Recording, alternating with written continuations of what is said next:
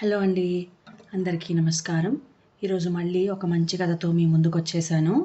కథ పేరు 'చిన్న మాట ఒక చిన్న మాట'. ఈ కథను రచించిన వారు శ్రీపతి లలిత గారు. ఇంకా కథ మొదలుపెట్టేస్తున్నానండి. గుడ్ మార్నింగ్ అత్తయ్య. కొత్త కోడలు చెప్తుంటే ఆశ్చర్యంగా చూసింది సునీత. అప్పుడే లేచి స్నానం చేసి రెడీ అయ్యావా శృతి? అంది విరిసిన పువ్వులాగా ఉన్న కోడలిని చూస్తూ. అత్తయ్య, నేను పిల్లల డాక్టర్ని. 8 కల్లా పేషెంట్లను చూడడం మొదలుపెట్టాలి మరి అంది శృతి. అయ్యో, నువ్వు ఇవాళే డ్యూటీలో చేరిపోతావనుకోలేదమ్మా. 2 దోసలు వేస్తాను, తినేసి వెళ్ళు అంది సునీత నొచ్చుకుంటూ. అత్తయ్య, మీరు టెన్షన్ పడకండి. నేను కాఫీ తాగి వెళ్తాను. వారం నుంచి పిల్లల్ని చూడలేదుగా, చూసి లంచ్కి వస్తాను. కళ్యాణ్ కూడా ఆసుపత్రికి వెళ్ళి వస్తాడు నవ్వుతూ అంది శృతి. కోడలి వైపు మురిపెంగా చూసింది సునీత. తెల్లగా, సన్నగా, సన్నజాజి మొగ్గలా ఉంటుంది శృతి. కొత్తగా పెళ్ళయిందేమో.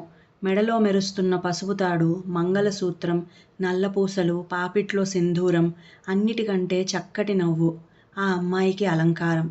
బయటికి వెళ్తుంటే సునీత అత్తగారు కామాక్షి, ఏంటే పిల్ల, 16 రోజులు కాకుండానే వెళ్తున్నావు అంది కొత్త మనవరాల్ని చూస్తూ. తప్పదు అమ్మమ్మగారు అంటూ వెళ్ళిపోయింది సునీత. లంచ్ టైంకి అందరూ కూర్చున్నారు. పేరుకి అందరూ అన్నమాటే గాని అత్తగారికి భర్తకి వడ్డించడమే సరిపోయింది సునీతకి. సునీత, వంకాయ కూరలో ఉప్పు ఎక్కువైంది, అల్లం ఇంకొంచెం పడాలి, టొమాటో పప్పులో తిరగమాత వేగలేదు అత్తగారు అంటుంటే, అవును, అమ్మ చెప్పింది కరెక్ట్. ఎన్నేళ్ళైనా వంట రాదమ్మా. ఎంత చెప్పినా అంతే, మొద్దుమొహం. సునీత భర్త ప్రకాష్ అందుకున్నాడు. కళ్యాణ్ వంచిన తల ఎత్తకుండా తింటున్నాడు. ఇన్ని వంకలు పెడుతూ కూడా టెన్నిస్ బాల్ అంత ముద్దలు గుటుకు గుటుకుమని కామాక్షి తింటుంటే వేళ్లు నాక్కుంటూ తింటున్నాడు ప్రకాష్. అదంతా ఏమీ పట్టనట్టు. ఇంకొంచెం కూర వేయనా శృతి? నా వంటలు నీకు కొంచెం అలవాటు అవ్వాలి. మీ అమ్మ వంటలా ఉండదు అంది సునీత. అవును అత్తయ్య, మా అమ్మ వంటలా లేదు. మా అమ్మకి వంట రాదు, చాలా మటుకు నాన్నే చేస్తారు నవ్వుతూ అంది. ఏమిటి, ఆడంగిలాగా మీ నాన్న చేస్తాడా వంట? మీ అమ్మ ఏం చేస్తుంది అంది కామాక్షి అన్నంతో నిండిన బుగ్గలు నొక్కుకుంటూ. మా అమ్మ టీచర్ కదా అమ్మమ్మగారు. School bus 7 గంటలకొస్తుంది. తనకి భోజనం స్కూల్లోనే. అందుకని నాకు నాన్నకి నాన్నే వంట చేసేవారు. నాకు కొంచెం వంట వచ్చనుకోండి అని అంది. ఆ తర్వాత శృతి గమనిస్తే సునీత చేసిన ప్రతి వంటని కామాక్షి, ప్రకాష్ విమర్శిస్తూనే ఉండేవారు. కాఫీలో పాలు తక్కువయ్యాయి, ఇడ్లీ గట్టిగా ఉంది, పచ్చడి మెదగలేదు, ఇలా అన్నిటికీ వంకలే. కళ్యాణ్ ఏమాత్రం పట్టించుకోకుండా ఒక ఋషిలాగా ఉంటే, మొహంలో విసుగు, చిరాకు లేకుండా ఎప్పుడూ నవ్వుతూ ప్రశాంతంగా ఉండేది సునీత. అత్తగారిని అలా చూస్తే చిత్రంగా ఉండేది శృతికి. తట్టుకోలేక ఒకసారి సునీతని అడిగేసింది. మీరు చేసిన ప్రతి పనిని ఇద్దరూ తెగ విమర్శిస్తున్నారు. మళ్ళీ ఒక్క పని కూడా చెయ్యరు. వాళ్ళ మీద మీకు కోపం రాదా అత్తయ్య? మా అత్తగారు పాతకాలం మనిషి శృతి. కొడుకు ఎక్కడ తన చెయ్యి దాటిపోతాడనని భయం. మా పెళ్ళైన కొత్తలో ఒకరోజు ఆవిడ, పెళ్ళాన్ని నెత్తికి ఎక్కించుకుంటే దింపలేవురా, పొరపాటున ఏదైనా బావుందని, వంట బాగా చేశావని పొగిడితే మర్నాటి నుంచి నీకు గడ్డి పెడుతుంది, ఏవో వంకలు పెడుతూ ఉంటే ఇంకా బాగా చేస్తుంది అని చెప్తుంటే విన్నాను. తల్లి మాట జవదాటని కొడుకు మీ మావగారు. అప్పటికి బావుందంటే ఇంకా బాగా చేసి పెట్టాలనిపిస్తుంది. వంకలు పెడితే అది కూడా చెయ్యాలనిపించదు అని చెప్పాను. వాళ్ళ పద్ధతిలో మార్పు లేదు. మొదట్లో కోపం వచ్చి ఏమి చెయ్యాలనిపించేది కాదు. తర్వాత అసలు వాళ్ళ మెప్పు కోసం ఎందుకు చెయ్యాలి? నేను నా కొడుకు రుచిగా తినాలి, అదే వాళ్ళకి పెడతాను. మెచ్చుకోకపోయినా లెక్క చెయ్యను అనుకున్నాను. మా అత్తగారు చెడ్డది కాదు. ఉన్న ఒక్క కొడుకు తన గుప్పిట నుంచి జారిపోతాడని భయం అంది సునీత నవ్వుతూ. శృతికి అది నచ్చలేదు. తమ ఇంట్లో ఎవరు ఏ చిన్న పని చేసినా మెచ్చుకోవడం, ప్రోత్సహించడం అలవాటు. ఆఖరికి అది ఇంట్లో పనిచేసే అమ్మాయైనా సరే. తను ఒక్కతే కూతురు. తల్లి టీచరు, తండ్రి లెక్చరర్. ముగ్గురు సరదాగా ఉండేవారు. నాన్నమ్మ కూడా అమ్మనే సపోర్ట్ చేసేది. పొద్దున్నే స్కూల్కి వెళ్ళి ఆ పిల్లలతో వాగి వస్తుంది పాపం. వంటదేముంది, ఎవరైనా చేయొచ్చు అనేది. అవతల మనిషి ఎంత వయసు వాళ్ళైనా, ఎలాంటి హోదాలో ఉన్నా నువ్వు చేసిన పని బావుంది అని ఒక చిన్న మాట అంటే చాలు. అది ఎంతో ఉత్సాహాన్నిస్తుంది అంటూ తల్లి చెప్పిన మాట పూర్తిగా పాటిస్తుంది శృతి. అందుకే ఆస్పత్రిలో కూడా ఆయాల దగ్గర్నుంచి డాక్టర్ల దాకా శృతిని అందరూ గౌరవిస్తారు. కళ్యాణ్‌తో ఈ విషయం మాట్లాడితే, "ఏమో శృతీ, మా ఇంట్లో ఎప్పుడూ ఇంతే. మా నాన్న, బామ్మ ఎవరినీ మెచ్చుకోరు. నన్ను అంతే. మెరిట్‌లో మెడిసిన్ చదివి కార్డియాలజీలో ఎంఎస్ చేస్తే, ఇంకా సరిగ్గా చదవలేదని, సంపాదన సరిపోదని నొక్కులు నొక్కుతారు. పాపం అమ్మే నన్ను ముందు నుంచి ప్రోత్సహించింది" అన్నాడు కళ్యాణ్. "అబ్బే! ఇలా ఊరుకుంటే కాదు. చిన్న క్లాస్ తీసుకోవాలి వీళ్ళకి" అంది శృతి. "వద్దులే శృతీ, మా నాన్నమ్మ నోరు పెద్దది. మా నాన్న కూడా నిన్నేమన్నా అంటే బావుండదు" నసిగాడు కళ్యాణ్. అనుకోకుండా మరునాడే దానికి నాంది పడింది. సునీత ఉదయమే లేచి తలుపు తీసి పాల ప్యాకెట్లు తీస్తుండగా కాలు జారి పడిపోయింది. "అమ్మా" అన్న కేకకి అప్పుడే నిద్ర లేచిన శృతి పరిగెత్తుకుని వచ్చింది. కాలు మెలికపడటంతో అక్కడ వాపు వచ్చింది. నెమ్మదిగా సునీతని పట్టుకుని ఇంట్లోకి తీసుకుని వచ్చిన శృతిని చూసి కామాక్షమ్మ, "అయ్యో, ఏమైందే? చూసుకుని నడవద్దూ? గుడ్డిదానిలాగా కళ్ళు మూసుకుని నడిచావా? ఎక్కడి నిద్ర చాలదు నీకు" అంది విసురుగా. కోడలికి దెబ్బ తగిలిందన్న బాధ లేకపోగా సునీత ఏదో కావాలని పడినట్లుగా ఉంది కామాక్షమ్మకి. "ఆస్పత్రికి తీసుకెళ్దాం కళ్యాణ్, వాపు వచ్చింది. ఫ్రాక్చర్ ఏదైనా ఉండొచ్చేమో" అన్న శృతి మాటలకి, "అవును, నాకు అలాగే అనిపిస్తోంది" అన్నాడు. "అమ్మో, ఇప్పుడు దీనికి కాలు విరిగితే నా తిండీ తిప్పల సంగతేమిటి? అసలే షుగరు, బీపీ ఉన్నాయి. ఒరేయ్ ప్రకాశం, నన్ను నీ చెల్లెలింట్లో దింపరా, దీనికి తగ్గాక వస్తాను." లోపలికి వెళ్ళి చిన్న సంచిలో 4 జతల బట్టలు పెట్టుకొచ్చింది ఆవిడ. భార్యకి ఎలా ఉంది అని కూడా పట్టించుకోకుండా సరే అని తలాడించి కారు తాళాలు తెస్తున్న మామగారిని చిత్రంగా చూసింది శృతి. "ఇది నాకు అలవాటే" అన్నట్లు నవ్వాడు కళ్యాణ్. "నాన్నా, మేము వచ్చేసరికి లేట్ అవుతుంది. మీరు కూడా అత్తయ్య వాళ్ళింట్లో భోంచేసి రండి. మేమెక్కడో అక్కడ తినేస్తాంలే" వెళ్తూ అన్న కళ్యాణ్ మాటలకి ప్రకాష్ ఆశ్చర్యపోయాడు. "నీ కోడలు మహా గడుసుదిరోయ్, జాగ్రత్తగా ఉండు, లేదంటే నిన్నూ నీ కొడుకుని ఉతికి దండెం మీద ఆరేస్తుంది" సందు దొరికిందని కామాక్షి కొడుక్కి నీతులు చెప్పింది. తల్లి మాటలకి గంగిరెద్దులా తలాడించాడు పుత్రరత్నం. అదృష్టవశాత్తు సునీతకి ఫ్రాక్చర్ అవలేదని, బాగా బెణికిందని చిన్న బ్యాండేజ్ వేసి కనీసం 10 రోజులు కాలిమీద బరువు వెయ్యొద్దన్నారు. ఎముకలు బాగా బలహీనంగా ఉన్నాయని, అక్కడ బలం పెడితే విరిగే అవకాశం ఉందని చెప్పారు డాక్టర్. కాల్షియం తక్కువగా ఉంది కనుక మందులతో పాటు పాలు, పెరుగు బాగా తీసుకోవాలని, కాలు వాపు తగ్గాక రోజూ కనీసం అరగంట వాకింగ్ చెయ్యమని సూచించారు. ఇంటికి వచ్చాక సునీతని నెమ్మదిగా బెడ్రూంలో పడుకోబెట్టి కిచిడీ చేసింది శృతి. వేడి వేడిగా పెడితే తిని, "కూతురు లేదనే లోటు ఈ రోజు తీరిపోయిందమ్మా" అని సంతోషంగా అంది సునీత. సాయంత్రానికి వచ్చాడు ప్రకాష్. వచ్చాక కనీసం ఎలా ఉంది, ఏం చెప్పారు అని కూడా అడగలేదు. కాసేపు చూసి శృతి చెప్పింది, "అత్తయ్యకి 2 వారాలు పూర్తి రెస్ట్ కావాలి. మీరు సాయం చేస్తాను అంటే సరి, లేదంటే మనిషిని మాట్లాడతాను" తలూపాడు ప్రకాష్. అది దేనికో అర్థం కాలేదు.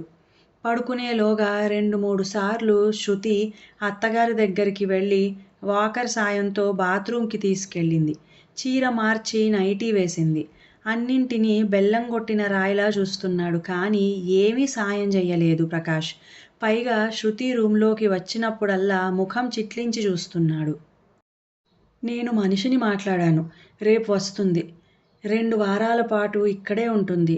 అత్తయ్యగారు, ఆ అమ్మాయి అమ్మమ్మగారి రూంలో ఉంటారు" అంటే తలూపాడు ప్రకాష్.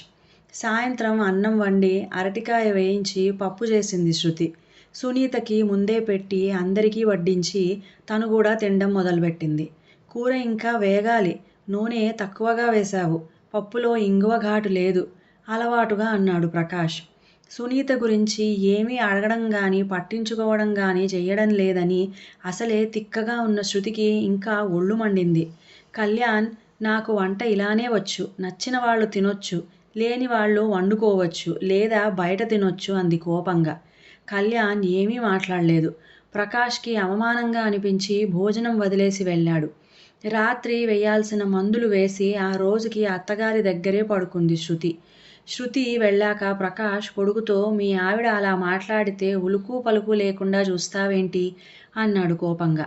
అంత బాగా వంట చేసే అమ్మని వంట సరిగ్గా చేయలేదని నువ్వు తిట్టినప్పుడు ఏమన్నా అన్నానా ఇప్పుడు అనడానికి అంటూ రూంలోకి వెళ్ళి తలుపు వేసుకున్నాడు కళ్యాణ్.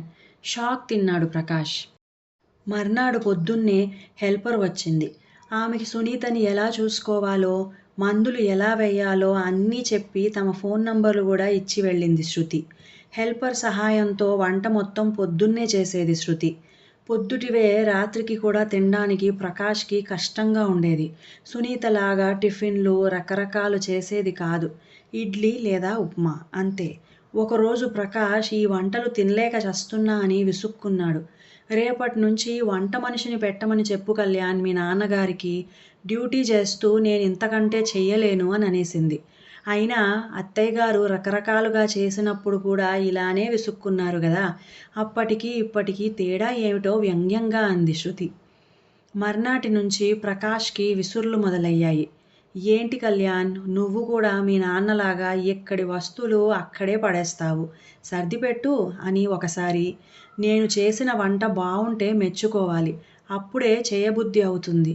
మీ అమ్మగారికి ఉన్నంత ఓర్పు లేదు నాకు. వంకలు పెట్టినా పట్టించుకోకపోవడానికి అని ఒకసారి విసుర్లు వినిపిస్తున్నాయి. శృతికి వంట అలవాటు లేక, టైం లేక సాదాసీదాగా చేస్తుంది.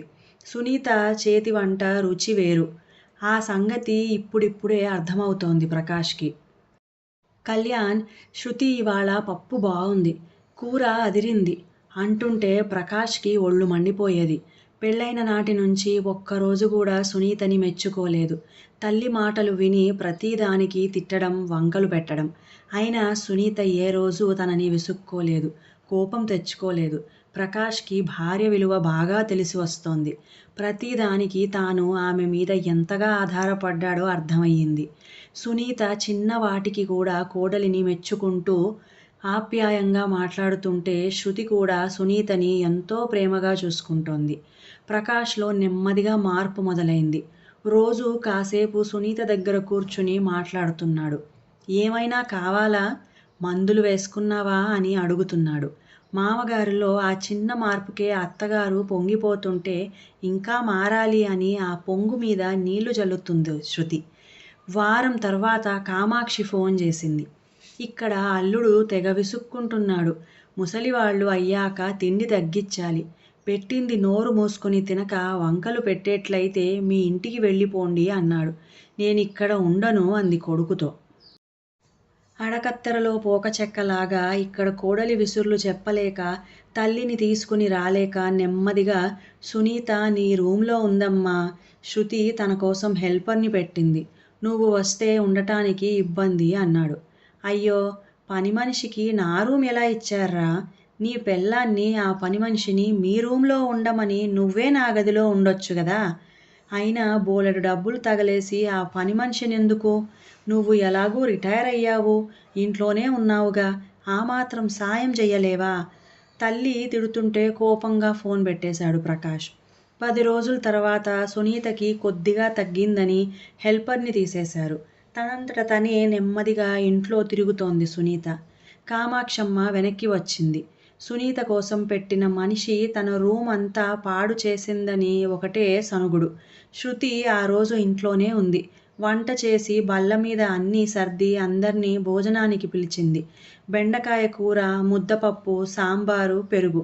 అందరికీ కంచాల్లో కూర, పప్పు వేసి అన్నం వడ్డించింది. కామాక్షమ్మ కంచంలో పదార్థాలు చూస్తూనే, ఇదేమి వంటే నా తల్లి, ఈ కూరేంటి, ఈ పప్పేంటి, బెండకాయ కూరలో నూనె, ఉప్పు, కారం ఏమీ లేవు, ముద్ద కట్టుకుని సాగుతోంది. సాంబారు పలచగా, ఘాటు లేకుండా ఉంది. నీకు వంట వచ్చని గొప్పలు చెప్పావు గదా, ఇదేనా నీకు రావటం? కనీసం 4 రోజులు మీ అత్తగారి దగ్గర నేర్చుకోవచ్చుగా అంది ఆవేశంగా. ఏమీ మాట్లాడకుండా ఉండిపోయాడు ప్రకాష్. అటు తల్లిని సమర్థించలేదు, ఇటు కోడల్ని ఏమీ అనలేదు. మౌనంగా అన్నం కలిపి తింటోంది సునీత. అవును శృతి, ఏంటి ఈ వంట? మా అమ్మ అంత బాగా వంట చేస్తేనే మా నాన్నకి బామ్మకి నచ్చదు. ఇక నువ్వు చేసిన ఈ వంట ఎలా తింటారు? కొంచెం కోపం గొంతులోకి తెచ్చుకుని అన్నాడు కళ్యాణ్. ఎప్పుడూ మాట్లాడని కళ్యాణ్ అలా అంటుంటే నోట్లో పెట్టుకోబోయిన ముద్ద కంచంలో పెట్టి ఆశ్చర్యంగా చూసింది సునీత. అలా అడగరా మనవడా, ఈ గడ్డి తినడం నా వల్ల కాదు అంటూ లేవబోయింది కామాక్షి. కూర్చోండి అని గట్టిగా గదిమింది శృతి. ఏంటి కళ్యాణ్, వంట బాగాలేదా? మీ బామ్మకి బీపీ ఎక్కువగా ఉంది, షుగర్ కంట్రోల్లో లేదు. ఆవిడ పాదాలు చూసావా, నీరు పట్టి వాచి ఉన్నాయి. 80 ఏళ్ల ఆవిడ ముప్పొద్దుల అన్ని పచ్చళ్ళు స్వీట్లతో ఆ తిండేమిటి? మీ నాన్నగారికి షుగర్ పెరిగింది. మొన్ననే నేను చెక్ చేశాను. వాళ్ళిద్దరికీ పూర్తి పథ్యం భోజనం పెట్టాలి. నిన్నటి వరకు ఉప్పులు, కారాలు, నూనె వేసి వైనంగా మీ అమ్మగారు వంట చేస్తే తీరిగ్గా కూర్చుని అందరూ వంకలు పెట్టారు. ఇప్పుడు ఆవిడ కాలి నొప్పితో మంచం మీద ఉంది. ఇంట్లో పనంతా నేనొక్కదాన్ని ఎలా చేసుకుంటున్నానో ఏమన్నా ఆలోచించారా? నా వంట ఎవరికీ నచ్చకపోతే వాళ్ళు 2 రోజులు చెయ్యండి, నేను కూర్చుని తింటాను. పని చెయ్యకుండా ఇలా వంకలు పెట్టడం నాకు నచ్చదు గయ్యిమంది శృతి. ఏంటమ్మమ్మగారు, నేను అత్తయ్య గారి దగ్గర వంట నేర్చుకోవాలా? ఆవిడ వంటకి రోజూ వంకలు పెడతారుగా, మరి ఆవిడ దగ్గర ఎందుకు నేర్చుకోవాలి? 4 రోజులు మీరు చెయ్యండి, చూసి నేర్చుకుంటాను నేను ఆవేశంగా అని ఊపిరి పీల్చుకుంది. ఎర్రబడ్డ శృతి మొహం చూసి ఆమె చూడకుండా ముసిముసిగా నవ్వాడు కళ్యాణ్. ప్రకాష్ బిత్తరపోయి చూస్తున్నాడు. కొంచెం ముందుగా తేరుకున్న సునీత, ఊరుకోమ్మా శృతి, పెద్దావిడ, అమ్మమ్మగారితో నువ్వు అలా మాట్లాడకూడదు. రేపటి నుంచి వంట నేను చేస్తానుగా, నీకెందుకు ఈ గోల అనంది. ఎన్ని రోజులు అత్తయ్య మీకు ఈ చాకిరి? ఒక మెప్పు లేదు, మెహర్బానీ లేదు. కనీసం ఇవాళ వంట బావుందని గాని, మా కోడలు మంచిది, నన్ను బాగా చూసుకుంటుంది అని గాని ఒక చిన్న మాట లేదు. మీకు కోపం ఎందుకు రాదసలు? ఉక్రోషంగా అంది శృతి. ఫక్కున నవ్వింది సునీత. నేను నిజంగా కోపం తెచ్చుకుంటే ఈ ఇంట్లో ఉండలేను శృతి. వీళ్ళకి ఒకరిని విమర్శించడం తప్ప మెచ్చుకోవడం రాదు. అందుకే నేను ఈ ఇంట్లో చేసే పని ఒక బాధ్యతగా చేస్తాను, ప్రేమగా చెయ్యలేను. ఇంకా ఏదో అనబోతుంటే కామాక్షమ్మ, అంటే మేము నిన్ను ఏదో రాచి రంపాన పెడుతున్నావా? గట్టిగా పెద్ద గొంతు పెట్టి అంది. అది మీకే తెలియాలి. మీరు అన్నిటికీ వంకలు పెట్టడం, అది పట్టుకుని ఆయన నన్ను తిట్టడం. కొన్ని రోజులు ఏడ్చాను, కొంతకాలం బాధపడ్డాను, తర్వాత అలవాటు పడిపోయాను. ఆ తర్వాత పట్టించుకోవడం మానేశాను. ఏదో కోడలిని కంట్రోల్లో పెట్టానని సంతోషపడుతున్నారు గాని మీరు ఏం పోగొట్టుకున్నారో మీకు తెలీదత్తయ్యా. నా కొడుకు కోడలు నన్నింత ప్రేమగా చూస్తుంటే నాకిప్పుడు అర్థమైంది మీరేం కోల్పోయారో. అందుకే మీరంటే జాలి తప్ప మరేమీ లేదు అంది సునీత. సునీత ఇలా మాట్లాడుతుందని ఏమాత్రం ఊహించని కామాక్షమ్మ కోపంతో ఊగిపోయింది. ఒరేయ్ ప్రకాష్, నీ పెళ్ళాం చూడ్రా, నన్నంతలేసి మాటలంటుంటే దాన్ని 4 వాయించకుండా చూస్తూ నిల్చున్నావు అన్న తల్లితో, నా పెళ్ళామేనా అమ్మా, నీకేమీ కాదా? అలా అయితే నా పెళ్ళాం, నా కొడుకు, నా కోడలు ఎలా చెప్తే అలా వింటాను నేను. ఇక్కడ ఉండాలంటే నువ్వు వాళ్ళు చెప్పినట్లు విను, లేదంటావా నీ ఇష్టం. ఏనాడు నీ మాట కాదనలేదు నేను. ఇప్పుడైనా అంతే. కొడుకు మాటలకి నిశ్చేష్టురాలయ్యింది కామాక్షి. లే సునీత, ఎక్కువసేపు కాలు కింద పెడితే వాపు వచ్చి నొప్పి ఎక్కువ అవుతుంది. రెస్ట్ తీసుకో. దగ్గరికి వచ్చి చెయ్యి అందిస్తున్న భర్తని ఆశ్చర్యంగా, ఆనందంగా చూసింది సునీత. శృతి నవ్వుతూ, చిన్న మాట, ఒక చిన్న మాట అని కూనిరాగాలు తీస్తుంటే ముసిముసిగా నవ్వుకున్నాడు కళ్యాణ్. ఇంకా కథ సమాప్తం. ఈ కథ మీకు నచ్చినట్లయితే ప్లీజ్ లైక్ చేయండి, షేర్ చేయండి, మంచి కామెంట్ కూడా పెట్టండి. అలాగే నా సంగీతం ఛానల్ సాగరిక సంగీత మండలి ఛానల్ని కూడా సబ్స్క్రైబ్ చేసుకొని మంచి భక్తిరసమైన పాటల్ని వినండి. ఇంకా సెలవు.